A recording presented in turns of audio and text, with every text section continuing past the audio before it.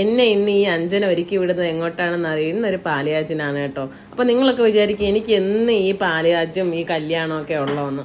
പക്ഷേ എനിക്ക് നമ്മുടെ സ്റ്റാഫായാലും നമ്മുടെ റിലേറ്റീവ്സ് ആയാലും വിളിച്ചിട്ട് പോയില്ലെങ്കിൽ എന്തോ ഭയങ്കര വിഷമമാണ് കേട്ടോ. അവർ നമ്മളെ എത്ര ഇമ്പോർട്ടൻ്റ് എന്നാണ് വിളിക്കുന്നത്. സൺഡേ ആയതുകൊണ്ട് നല്ല തിരക്കായിരുന്നു ഷോപ്പിൽ. പിന്നെ ഇന്ന് വന്നിട്ട് കുറേ ബണ്ടൽസൊക്കെ പൊട്ടിക്കാനുണ്ട്, നല്ല തിരക്കായിരുന്നു കേട്ടോ. അങ്ങനെ അതൊക്കെ കഴിഞ്ഞിട്ട് ഇങ്ങനെ പോയപ്പോൾ ഇന്ന് ആദ്യമായിട്ടാണ് റോഡിൽ ബ്ലോക്ക് ഇല്ലാതെ കാണുന്നത്. അപ്പോൾ അതാ പറഞ്ഞു തീർന്നില്ല, പെട്ടെന്ന് തന്നെ അതാ വീണ്ടും ബ്ലോക്കായി. ഞങ്ങൾ ഇങ്ങനെ പോവുകയാണ് കേട്ടോ. അങ്ങനെ പാട്ടൊക്കെ കേട്ട് ആസ്വദിച്ച് ഇങ്ങനെ പോയി അവിടെ എത്തിയതും എന്താ വീട്ടിന്റെ ഉടമ നമ്മുടെ വഴിയിൽ കാത്തു നിൽക്കുകയാണ്. വഴിയിൽ വീട്ടിലോട്ട് കൊണ്ടുപോകാൻ വേണ്ടിയിട്ട് അവിടെ ഒരു വിശാലമായ സ്ഥലം ഉണ്ടായിരുന്നു. അവിടെ നമ്മൾ വണ്ടിയൊക്കെ പാർക്ക് ചെയ്തതിന് ശേഷം നേരെ വീട്ടിലോട്ട് പോവാണ് കേട്ടോ. ഇയാളെ പറ്റി പറയുകയാണെങ്കിൽ ഞാൻ 8ാം ക്ലാസ് മുതൽ 10ാം ക്ലാസ് വരെ നമ്മൾ ഒരേ ക്ലാസ്സിൽ പഠിച്ച എൻ്റെ ഫ്രണ്ട് കൂടിയാണ്. അതുപോലെ തന്നെ എൻ്റെ അടുത്ത റിലേറ്റീവാണ് കേട്ടോ. അവൻ്റെ വീടാണ് പാലുകാച്ച്. നമ്മുടെ RK മാളിലെ സാരി സെക്ഷനിലെ മാനേജറാണ് കേട്ടോ.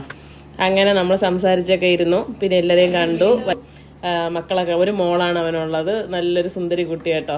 മോളിങ്ങനെ വന്നിട്ട് എൻ്റെ അടുത്ത് ആദ്യമൊന്നും വന്നില്ല, പിന്നെ കുറച്ച് കഴിഞ്ഞപ്പോൾ എൻ്റെ അടുത്ത് വന്നു. പിന്നെ അത് കഴിഞ്ഞിട്ട് നേരെ അവൻ്റെ വാപ്പച്ചി, അതായത് ഞാനും വാപ്പച്ചി എന്ന് തന്നെയാണ് വിളിക്കുന്നത്. പിന്നെ അവിടുത്തെ ഉമ്മച്ചിയെ കണ്ടു.